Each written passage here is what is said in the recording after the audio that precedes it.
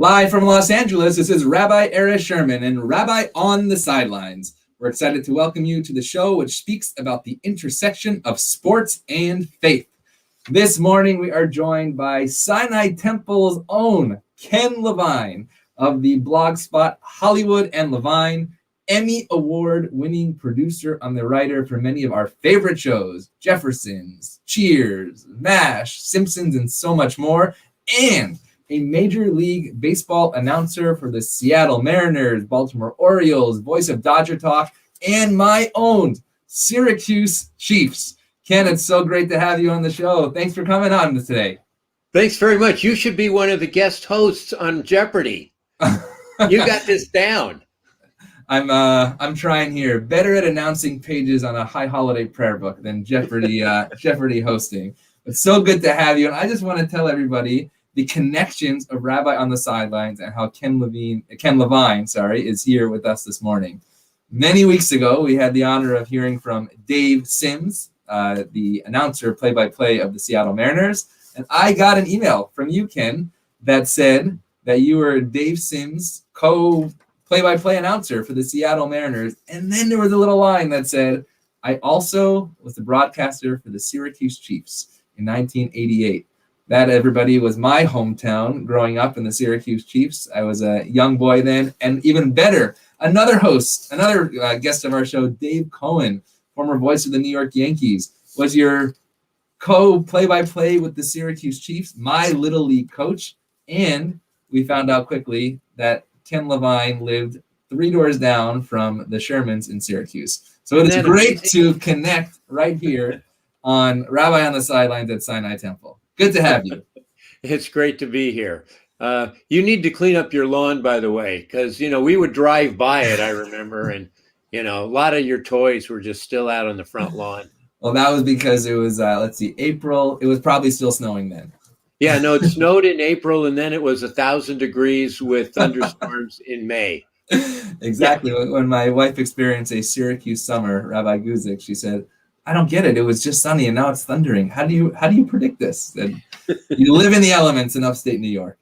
So I want to get to your journey because your journey seems to not make sense, right? You are a writer and a producer of some of TV's best shows, and then in this other world, a Major League Baseball announcer. So take us to when you were a child, and you told me the story as we sat in my backyard during this pandemic of going to Dodger Stadium and taking that cassette recorder. What would you do up in the rafters there? Well, when I was a kid growing up, I always wanted to be a baseball announcer. You know how kids always want to be players, and then you kind of reach that age where you realize you're not good enough to become professional. For me, it was 8 years old. But the Dodgers came to town, and I heard Vin Scully for the first time. And I thought, wow, this could be great because you could be an announcer and you could still be part of the team and you could be there every day to see every game and you could travel to exotic places like Pittsburgh and Cincinnati. To me, I thought that this is a fantastic job. So I always wanted to be a baseball announcer in the back of my mind. And then, you drift off into other professions and fortunately for me, I drifted off into one that I was successful at, which was television writing. And I reached a point, I was in my mid-30s. It was 1985. But I'm only 55 now, but still, don't do the math. I had just finished creating and producing a series for Mary Tyler Moore. And I thought to myself, I've been on MASH, I've been on Cheers, I have an Emmy, I did a show for the Queen of Television. Is that all there is? And I thought back to those days when I wanted to be a baseball announcer. And so I thought, if I don't pursue it now, I never will.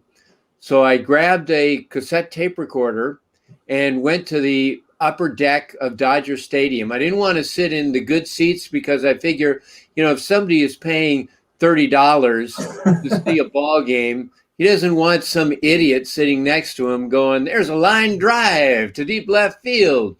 So I thought, if I'm sitting way up in the top section where it's general admission and the seats aren't reserved, I thought, okay, if somebody is annoyed by me, they can just move over somewhere else. And I did this for about 2 years. I went to Dodger Stadium and Anaheim Stadium and just recorded game after game after game, and got better and better to the point where I said to my lovely sainted wife, Debbie, wouldn't it be fun to spend a bucolic summer somewhere in the United States? And she said, like, okay. And so I gave her a list of all of the minor league cities. There was like 120 of them. And I said, just check off the places that you would enjoy spending the summer. And those are the only places that I will send my tape. And she checked off like 20. I was kind of hoping she'd check off like 60, but she checked off 20. So I said, okay. And I sent off tapes to those 20 teams. And I got 3 offers, including Syracuse. And Syracuse was the AAA affiliate, which is just the level right below the major leagues of the Toronto Blue Jays. And so I took that job. Now, my wife, she was kind of misinformed, I guess, because she thought that Syracuse was going to be like the Berkshires. She'll talk to Rabbi Guzik after this of their experience. Yeah. Lots of misinformation. This is going to be just like Tanglewood, and there's the Finger Lakes and everything, and there's salt mines in Syracuse, like you were saying, the weather is horrible in Syracuse. But I did that for a year, and then got a chance to go to Tidewater, which is the New York Mets AAA affiliate, for 2 years. And that was an easier sell to my wife, Debbie, because I said, just think of San Diego with humidity. Yes. But I mean, there was the beach and it was a resort area. And then there was an opening for the Baltimore Orioles. And I sent in my tape and amazingly got the job. So let's go back to Syracuse for a moment, because you said before this, you had an amazing career of writing television shows that we all have watched our entire life. But you have this little interview and clip right here that I'm going to show that really explains what it's like to do radio at the AAA level in the 80s. So let's take a look. Chiefs. We were on a radio station that was truly a coffee pot. Your Wi-Fi has a larger coverage area than our radio station. We were like 250 watts at 1490, and at night it literally was so bad that when it cut power, the fans in the left side of the ballpark and the grandstands couldn't hear the station anymore. Okay, it cut out. So that was my family. We were definitely in the left field stands of good old MacArthur Stadium. So what are the learning experiences? This is your first professional baseball job. Probably easier to be in the grandstands of Anaheim Stadium and Dodger Stadium than being in old MacArthur Stadium. What did you learn that you then took to the level of the Orioles and Mariners? Well, the interesting thing is that I would do the games from the stands, and it would be a lot of fun. But if I had a cold, I missed a day, or if I was going to go to a screening of a movie or something, I would miss a night. But when you're doing a full season of 144 games, it was the first day of the season, and I thought to myself, something that I should have thought about earlier, I suppose, but I thought to myself, what if I do this for 2 weeks and then hate it and have 127 more games to go? But fortunately, I came to the end of the season and I was depressed that it was over. And that's how I knew that I was really hooked. And yeah, there's certainly a grind to it, doing it day after day. And of course, the travel in the minors is not charter jets and 4-star hotels, but it was also like following a great saga. or a soap opera. And there's something special about following a team and being around the players each and every day as the season unfolded. And I absolutely loved it. Especially at the AAA level. I mean, I've seen. Sorry, I think there's an echo here. 1 second. You can hear that echo, right? A little bit. Sorry. At the AAA level, sorry, 1 second here. Test this. That's better. At the AAA level, when these are up and comings, right? Half of those guys are never going to make a major league team. But I remember, for instance, in 1996, Carlos Delgado, Sean Green, Alex Gonzalez, right? They were playing right in front of my eyes. The bathrooms weren't even in the dugout. You had to go to right field to the locker room over there. Yeah. Columbus Clippers, as a child, seeing Posada and Jeter and Mariano Rivera, right? What is it like looking into their eyes, knowing that some of these guys are going to be literally Hall of Famers, and calling those games as basically, their introduction into the major leagues? Right. Well, most of those players were known as prospects. Yes. And we would follow those prospects, and we would also promote them on the air because, like you said, it's a chance to see some future all-stars before they make it big.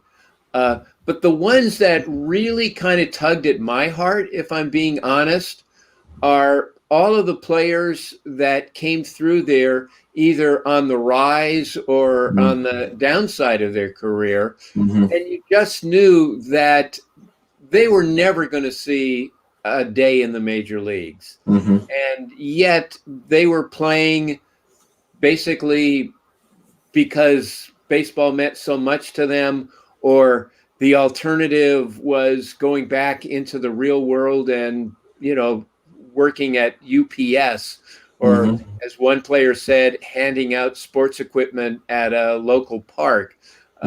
So those were the players that I really, I guess, attached myself to. And again, at the time when I'm in the minor leagues, I have no idea that I will ever go to the majors. But yes, along the way, there were some great players who I saw coming up. I remember when Deion Sanders signed with the Yankees. He signed with the Yankees, and I also think he signed with Dallas Cowboys for football. But he started playing baseball with the Yankees, and it was his very first professional game. And it's at Old MacArthur Stadium. Wow. And Deion Sanders comes up to the plate, and he takes his bat and he draws a dollar sign and that's amazing. At home plate. And I thought to myself, I like this guy. Okay, this guy is going somewhere. Yeah, you do see some characters along the way. So let's go to the entertainment world for a moment, because you got to break AAA baseball. You basically send out your tape. Tex Simone, lovely man, lovely family, calls you and said, okay, I'm going to do this. But on the other end, right, every young professional, and you grew up here in Los Angeles, but every young kid moves out to LA and say, I'm going to be a writer. I'm going to be the next, sitcom writer, producer for these shows and win Emmys. But you actually did it. But the question is, how do you do it? So let's go to you get your break, if you wish, for the Jeffersons, right? And we'll look at that story real quick. Okay. 1 second. I'm the story editor on the Jeffersons. His name was Gordon Mitchell, Whitey Mitchell. Oh, whoops. And 1 second. There we go. Stories of breaks come to you from in ways that you never expected, that you could never prepare for, no matter how much networking you do. Ken's mom was a golfer and had a regular game with some friends of hers, and they were out playing, I think, at Bryn Mawr in the Valley, if I'm not mistaken. And a fellow was going to play through. A guy was going out to play 9 before he went to his work. I suppose it was in the morning, and he was going to play through as a single, and so he played a couple holes with them, and they struck up a conversation. Ken's mom and this fella struck up a conversation, and she asked him what he did, and he said, I'm the story editor on the Jeffersons. His name was Gordon Mitchell, Whitey Mitchell. And she said, you know, being a good mom, she said, my son's trying to be a comedy writer. And having treated him well, he was very gracious and said, well, have him send me something. And we sent him a Mary Tyler Moore spec we had written, and he brought us in. And we came in with some ideas. We were ready to go, and we actually sold one. Your mom's a golfer. Somebody passes through. Said my son's a writer. Yep. Today you're here on Rabbi on the Sidelines. Is that talent? Is it skill? Is it luck? What do you need to do what you were able to do in that world? I think you need three things. You need talent, certainly. You need luck, which plays a big part in it. And I think you need the drive. You need the hustle. You know, you need to really be passionate and work hard and put in the extra effort. And hopefully all three of those things come together to some degree. But when we started out, my partner and I, we both had daytime jobs, and we said, we are going to take 2 years and just keep writing script after script after script. And we figured over the course of 2 years, somebody somewhere is going to recognize a germ of ability here and give us a break. We were extremely lucky. It happened within 6 months. Wow. But we had still written 3 spec scripts. We had written a pilot, spec Mary Tyler Moore Show, which got rejected by Mary Tyler Moore Show staff. We wrote a Rhoda episode that got rejected. Ironically, the Rhoda was rejected by their showrunner, Charlotte Brown, who now lives 3 doors down from me. And we're friends, but when I see her, I'll oftentimes say, Charlotte, read the script one more time. Just Nice. Give it one more read. You know, I'm telling you, there's something there. There's something there. Yeah. And so that's the Jeffersons. And then one thing leads to another. And now all of a sudden you do the sports thing. And let's talk about the Simpsons for a moment, because you bring some of that sports world knowledge. You mentioned International League, Dan Horde, who was your co-play-by-play announcer in Syracuse, right? First, let's start with the entertainment to the sports world. What skills and talents that you had within writing and production did you bring to Syracuse and then Baltimore and Seattle and the Dodgers? I think a sense of storytelling, you know, that I'm not just a reporter who is basically just telling you ball 1, ball 2. I'm giving you an overall picture. I'm trying to develop some suspense.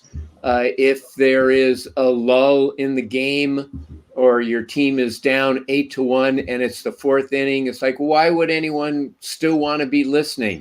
Well, if you have stories, if you're talking about all kinds of things, and keep it interesting, then you're going to hold on to an audience. Now, I never played the game professionally, so I don't have that to bring to the table. I'm not able to say, well, you know, when I was a shortstop for the Cardinals, we did this.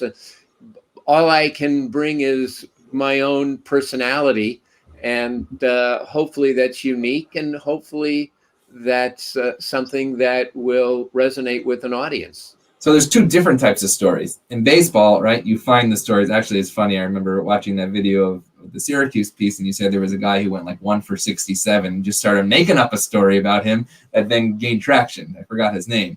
Yeah, let me tell that story because it's a great story. Okay. As we mentioned, we had a terrible signal for our radio station, and people would come up and complain. And so as a way of saving face, I used to say that, well, we're just the flagship station for the worldwide Syracuse Chiefs radio network. Now, the irony, of course, is with the internet that they're online and you can hear them anywhere around the world. Right. But you sure couldn't then. And I would pause for station identification during the broadcast on the worldwide Syracuse Chiefs radio network. And I would talk about how we picked up another station in Bhutan, how the emperor of Bhutan is a big fan of the Syracuse Chiefs. And I would just, make up all this bubba-misa. And we had a player named Norm Tanucci. He was a sweet kid from Connecticut, but he was in a terrible slump. He was going 0 for 4, 0 for 9, striking out 3 times a game. He just had a terrible time. But I made up this whole thing that he was a national hero in Borneo, that his father during World War II had parachuted in behind enemy lines and helped save the country, and that the currency is Tanuchas, and that 99% of the male babies and 97% of female babies were named Norm. So I would create this whole thing, and I even got him to record some things for me, saying, "Hi, this is Norm Tanucci," saying hi to all my friends in Borneo. It just was kind of a way of talking about him without having to reiterate the fact that he was 0 for June. So one night we're in Oklahoma City and he gets a triple his first at bat. And so when he comes up for a second at bat, I talk about it and how excited everybody in Borneo was that Norm got this triple. And the next pitch, he just blasts into orbit. Oh, wow. And my call was, "There's a long drive to deep left field. Steve Kemp back to the track, to the wall. No school tomorrow in Borneo." And that sort of became a signature. And the general manager of the Blue Jays, who later went on to the Milwaukee Brewers, every time I would see him for 15 years after, he was, "No school tomorrow in Borneo." It kind of became a famous minor league call. So you literally create that story. Yeah. And now into the entertainment world, right? Let's take The Simpsons, because also, by the way, a very established cartoonist, right? Where you literally create characters, you create the city of Goofball, and it comes alive so that it's something that we just know in reality. So what is the difference in terms of the audience, right? You know that, yeah, I'm listening to a Syracuse Chiefs game and getting that story. But how is it different to tell the story or to create the story for an audience that doesn't know that the story exists? Well, in the case of The Simpsons, you're talking about an episode called Dancin' Homer, which David Isaacs and I wrote. I think it was the second season. It was pretty early in the run. And the key to the story is it's not about baseball. It's about Homer. It's about the characters. And we try to load it up with as many kind of baseball-related Easter eggs, if I can say that on a Jewish broadcast. Of course. That universal audience here. Okay, that we could find. But also, we wanted to make sure that even if you knew nothing about baseball, that you would enjoy this episode, that it was about the characters, and that the baseball was basically just a bonus for fans who got it. And we had a lot of really inside jokes, as you mentioned. We had names of various people. We didn't use Tex Simone, but we called him Tex Antoine something else, I think. But we tried to use names, and we tried to make fun of that whole world. One thing that going to minor league baseball games is that the outfield walls are just filled with advertisements. Yeah. And so we had advertisements like Springfield Savings, safe, 1895 to 1974, 1977, current, or hit this sign and win a free coffin. because there Oh used my to be these God. signs: hit this sign and win a free suit. Yeah. So, for those who are paying real attention, those were there. It's kind of like, remember the Mad Magazine articles where there would be all these other little jokes in the corner if you were willing to pay attention. That's kind of what we did with that episode of The Simpsons. And it's great that Sam Simon, Jim Brooks, Matt Groening, the producers of the show gave us that freedom and said, okay, go to town. So the sports world goes into the faith world. Oh, sorry, Yeah. I'm in the echo. And of course, we also utilize the sports world a lot in Cheers. And David and I wrote Cheers for 9 years, and Sam Malone is a former Boston Red Sox pitcher. So we dealt with sports any number of times. We also wrote an episode with Kevin McHale of the Boston Celtics. And Yes. the premise of the episode was that the guys, they always have that, bar talk where they're talking about, nonsense. And they got into a discussion of how many bolts there were in the parquet floor at the Boston Gardens. And that led to a whole episode. And we actually went to the Boston Gardens. It was really fun. Yeah. So there's sports, there's entertainment, but what about faith? Your faith as an identifiable Jew, did that ever come into either the sports world or when you're writing these sitcoms, use the word Baba Maisa, right? Whether it's words, stories, we are the people of the book, we are people of stories. How did that work in terms of the entertainment world? The Jeffersons, Cheers, MASH. I think, MASH is a very Jewish show. I mean, it really is. So define Jewish show. That's interesting that you say that. Well, it's sort of the Jewish sensibilities, I would say. One thing I think that Jewish writers bring is some of the core values of Judaism, the promotion of humanity, family, the importance of education, charity, the sense of a greater good. And I think that those core values tend to get reiterated and celebrated in the type of shows that we write, and I think that's true for all of the shows that we write, at least for some of the people that I know. And there's also, of course, the Jewish sense of humor. Books have been written on that as to it's a defense mechanism or it's a coping mechanism, and all of those are true and all of those are factors. But I also think that it's a way that we Jews choose to appreciate life and choose to appreciate the absurdities of life, to recognize it and to laugh at it. And we recognize the value to your soul, to your psyche, to everything of laughter.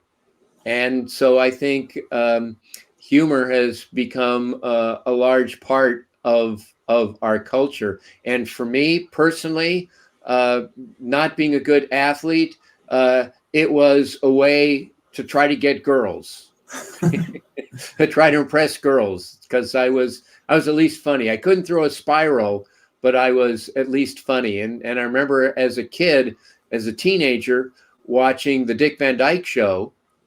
And here was Rob Petrie, who was a comedy writer, and he was married to Laura Petrie, this beautiful woman. And he was a comedy writer. I thought, wait, you could get a beautiful woman like Laura Petrie without being a quarterback? Hey, I can do that, So humor led me in that direction. So how do you know when something is funny, or how do you know when it will be funny, and how do you know when it's actually a success? Boy, it's so hard because here's how hard it is. I've had plays, and other playwrights will tell you the exact same thing.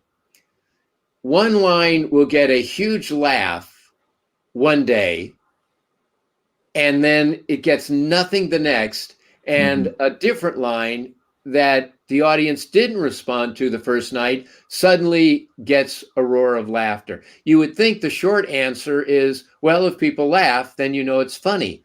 Right. But, sometimes it's like so strange where like an audience will suddenly laugh at something. And I think to myself, how is it that 125 strangers all suddenly find this funny, and the next night 125 other strangers don't? Yeah, I think we're actually going to add the. We're gonna add the every night is going to find it funny. We're going to add the applause sign for sermons now, actually, in the back of the sanctuary, because That'd this be is great. a funny piece. The congregation must laugh, right? But it's the same thing, right? When you prepare a sermon, right? Is this line going to go over? Not in sometimes humor, but sometimes in terms of the point that we are making. It's fascinating because when somebody comes to a rabbi, you'll have one person say, "That was the best sermon I ever heard," and the same sermon, "That was the worst sermon I ever heard." Sure. That, I believe, actually is a successful sermon because it's not a one-size-fits-all. And I imagine it's the same in terms of writing shows as well. Right. And you know what? I think you're able to deliver a message better with humor because people are more open and receptive. Absolutely. If it is delivered through humor. And that's certainly what we tried to do with MASH, because MASH was a very issue-oriented show. I mean, we were not at all discreet about our dislike of war and our hatred of guns, but it was all done through humor. So that's actually my next question. Sports, humor in sitcoms and TV. What are the role of both of those in our society today?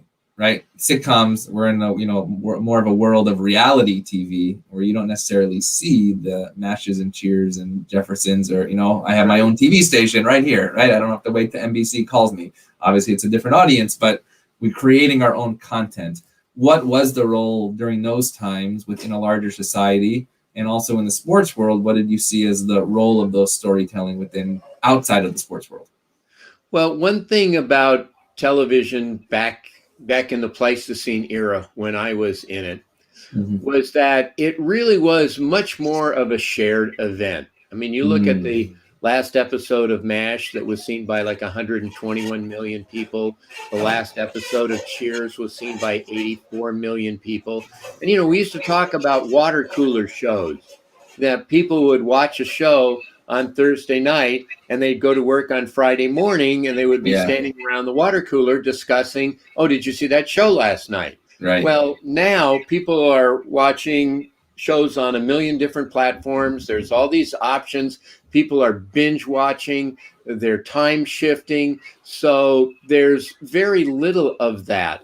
And one of the things that I think sports still provides, and it's one of the reasons why I think the NFL is so successful on television, is because it's one of the last shared events. That if you want to find out what's going to happen on the Ram game on Sunday, you're going to watch the Ram game live at 1:00 on Sunday afternoon. You're not going to just tape it and watch it at your convenience Thursday morning sometime.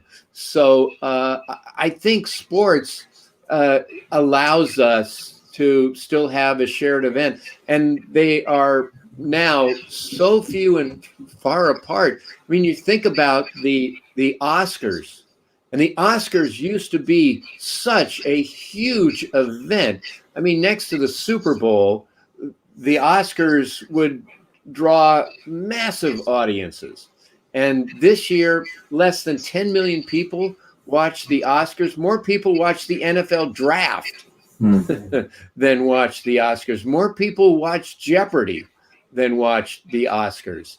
And, to me, we're really, as a society, losing something, losing that basically shared experience. I mean, you probably remember as a kid, certainly my generation did, the importance of radio and how we all got our music by listening to the radio. And we had radio stations that were our favorites and disc jockeys who were our favorites.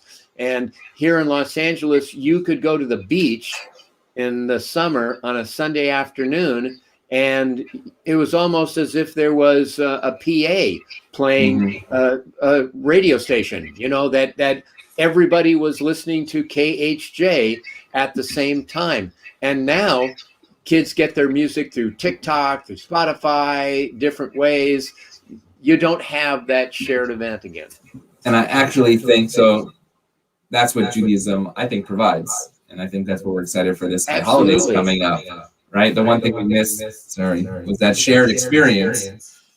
Empty sanctuaries that people are watching replays of Shabbat services, right? Right. No. And actually last year for High Holidays, as you know, synagogues around the country and world said, you know, we're going to pre-record our services here. Thankfully at Sinai said, no, we are going to do a live event because people will, wherever they are going to have that shared experience. And that's why I know we're very excited to have the, God willing, in-person physical shared experience, because it goes to the humor, right? When we were saying jokes and sermons online, what is the audience responding there? When you don't hear the laughs. Yeah. Exactly. Exactly. And, so, yeah. There's a sense of community when everyone gets together. You know, part of the experience is seeing people and talking to them and catching up with them and seeing their daughters growing up and that type of thing. You know, that as you sit in your seat and you see the people around you and everyone grows up through the years. Absolutely. Yeah. So we are honored that Ken Levine has joined us here on Rabbi on the Sidelines. You literally have allowed us as a country to grow up on your humor, on your stories, on your play-by-plays within Dodgers and Orioles and Mariners, and for me personally in my own childhood in Syracuse Chiefs. It's literally speaking to a legend, and most importantly, we are just thrilled that you are a part of our community, and I am honored to be part of your community here at Sinai Temple. Ken Levine, it is a pleasure to have you. If you have not checked out Hollywood and Levine, please check out the podcast, the blog, Questions of the Week. You can find out about the Mount Rushmore of broadcasting, what needs to change in baseball and entertainment today. Emmy Award Winning producer and writer, as you said, though, most importantly, just a wonderful human being, a mensch.